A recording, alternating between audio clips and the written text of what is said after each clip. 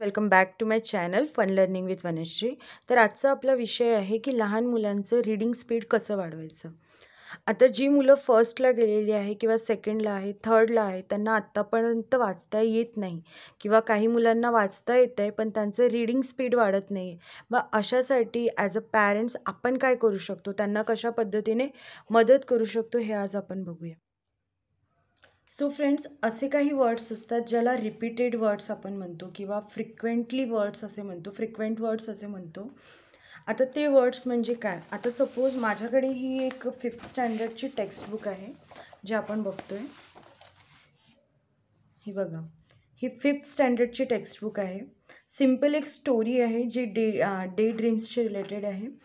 तर ही जी स्टोरी आहे ही स्टोरी खूप सिम्पल आहे, ठीक आहे, म्हणून मी घेतलं आहे. तर याच्यामध्ये आपण बघतोय की काही जे वर्ड्स आहेत ते परत परत येतात, काही वर्ड परत परत येतात. जसे बघा, but, that, one, day, I, बघा इथे पण आय आलेलं आहे, गेट, सम, परत इथे you, could, to, will, of.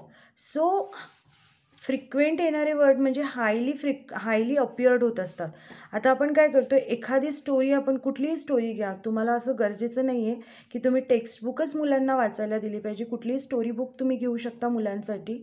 पण जेव्हा तुम्ही ते रीड करता तेव्हा तुम्हाला एक गोष्ट प्रकर्षाने जाणवते, ती म्हणजे काही शब्द जे आहे ते असे आपल्या डोळ्यासमोर सारखे सारखे येत असतात. त्याला म्हणूया आपण हायली अपियर्ड वर्ड्स, म्हणजे ते सारखे अपियर होत असतात. आणि त्यामुळे तसे वर्ड्स जर आपण मुलांकडून व्यवस्थितपणे करून घेतलं, हे बघा की आपल्याला जेव्हा मुलांना रीडिंग शिकवायची आहे तर फोनिक्सचा उपयोग करून जर आपण मुलांना शिकवू शकलो तर वेल अँड गुड. कारण फोनिक्सचा उपयोग करून जर मुलांना आपण शिकवलं फोनिक्स साऊंडचं, तर मुलं लवकरात लवकर शिकतात. पण जर ते पॉसिबल नसेल तर आपण अशा पद्धतीने छोट्या छोट्या ट्रिक्स यूज करून मुलांमध्ये थोडा कॉन्फिडन्स आपण त्यांच्यामध्ये निर्माण करू शकतो. कारण होतं काय ना, शाळेमध्ये जेव्हा मुलं जातात तेव्हा त्यांना रीडिंग येत नाही किंवा त्यांची टीचर काय शिकवते हे त्यांना समजतच नाही, त्यामुळे ते मागे पडत जातात आणि त्यांच्यातला जो कॉन्फिडन्स आहे तो कमी होत जातो. तर आज आपण तसेच वर्ड्स बघूया जे आपल्या मुलांना आपण शिकवू शकतो.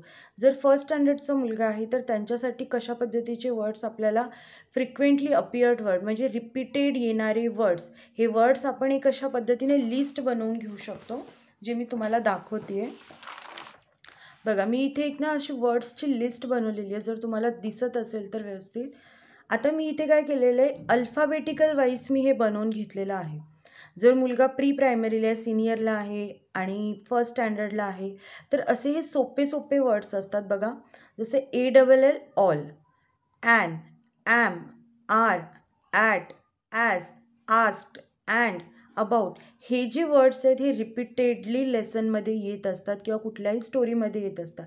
अशा वर्ड्सची जर आपण लिस्ट काढली आणि ही लिस्ट, या लिस्टमधले काही वर्ड्स आपण रोज मुलांना जर त्यांच्याकडून सराव करून घेतला, यामध्ये मुलांना काही फोनिक साऊंडची गरज नाही. जेव्हा ही मुलं हे वर्ड्स सारखं सारखं बघणार तर ते त्यांच्या लक्षात येणार आणि जेव्हा पण रीडिंग करताना हे वर्ड जेव्हा अपियर होणार तेव्हा त्यांना आपसुकच समजेल की याचं प्रोनाऊन्सिएशन काय करायचं आहे.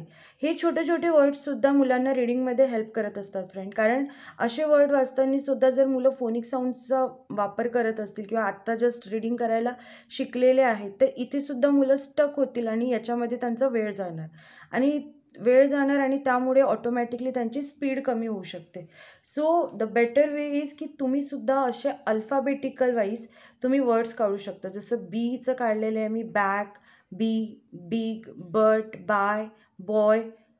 सीचं बघा, कॉल्ड, केम, कॅन, कम, कुड, चिल्ड्रन. आता हे जे वर्ड्सची लिस्ट आहे, ही वर्ड्सची जी लिस्ट आहे ही क्लास वाईज वाढू शकते.